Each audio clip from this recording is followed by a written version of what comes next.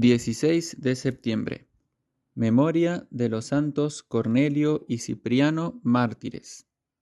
Del Evangelio según San Lucas.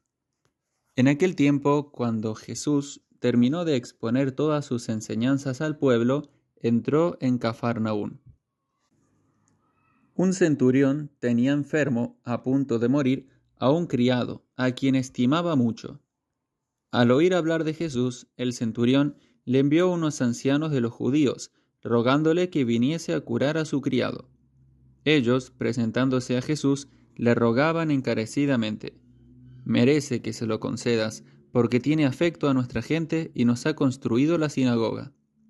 Jesús se puso en camino con ellos. No estaba lejos de la casa cuando el centurión le envió unos amigos a decirle: «Señor, no te molestes, porque no soy digno de que entres bajo mi techo.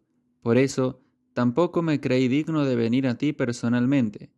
Dilo de palabra, y mi criado quedará sano. Porque también yo soy un hombre sometido a una autoridad y con soldados a mis órdenes.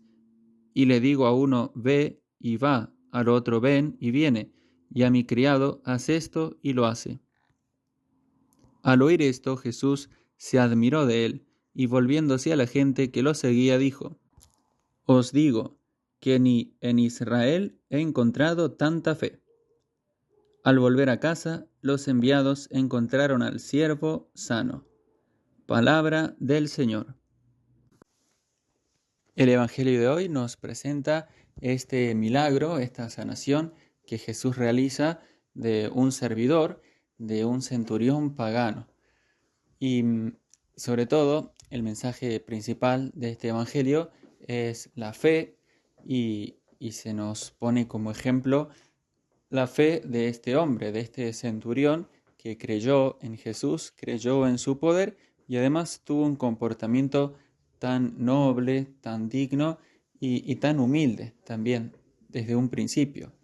Primero, él pide que vayan a buscar a Jesús, a hablar con él, y se ve un hombre tan bueno, tan bien estimado por los judíos, por la gente del pueblo, que se lo dijeron a Jesús: merece que le concedas este favor. Él ciertamente no se sentía digno ni de ese favor, ni siquiera de que Jesús estuviera bajo su techo, como lo va a indicar enviando a unos amigos suyos cuando ya el Señor esté cerca de su casa.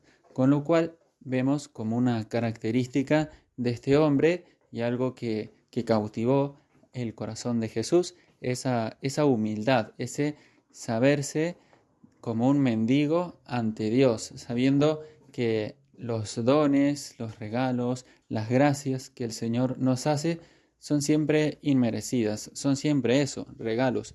No estamos en condiciones de exigirle en justicia como una obligación nada a Dios. Todo se lo pedimos y se lo pedimos así, con esa humildad, con esa indiferencia, para que Él disponga según su santísima voluntad.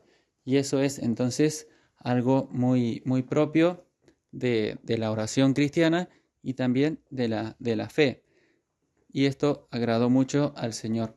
Y luego vemos que Jesús, cuando está cerca de la casa y recibe a esta gente que le dice de parte del centurión que no merece que entre en su casa, y además que basta con que diga una sola palabra, porque él comprende muy bien cómo el mundo está organizado de un modo jerárquico y hay quienes mandan y quienes obedecen. De la misma manera, sabe y confiesa y cree que Jesús es el Señor, que Él tiene poder sobre todo en este mundo, también sobre la enfermedad que padecía este servidor suyo.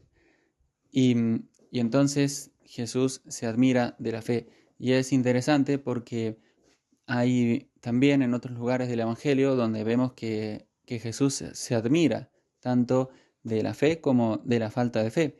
Y esto explica San Beda el Venerable, que dice: «Pero ¿quién había introducido en el centurión aquella fe, sino el mismo que se admiraba?». Porque al final la fe es un don de Dios en Jesucristo. Y dice: «Y aun cuando otro se lo hubiese inculcado, ¿por qué se admiraba quien todo lo sabe? Nuestro Señor nos da a entender cuando se admira que nosotros somos los que debemos admirarnos. Todos debemos comprender que cuando se dice que el Señor experimenta tales emociones, no debe entenderse que su ánimo se perturba, sino que nos enseña como maestro. Eso es lo que Jesús quiere, que nos admiremos de la fe de este hombre que continúa puesto como un ejemplo para todos nosotros y que imitemos esa fe humilde, esa fe confiada, esa fe abandonada a los planes de Dios, a la providencia divina. Y también esa oración de intercesión, porque al final este hombre no pedía un favor para él mismo, sino para un servidor suyo, para alguien más, para alguien necesitado a quien él estimaba mucho. También cuanto agrada al Señor esa oración, esas gracias que pedimos para los demás, que también en ello realizamos una obra de caridad. Entonces, que el Señor nos conceda esta fe, que nos haga vencer las dudas, las dificultades y que nos conceda también un corazón humilde, sencillo y entregado a sus planes. Gloria al Padre, gloria al Hijo, gloria al Espíritu Santo, como era en el principio, ahora y siempre, por los siglos de los siglos. Amén.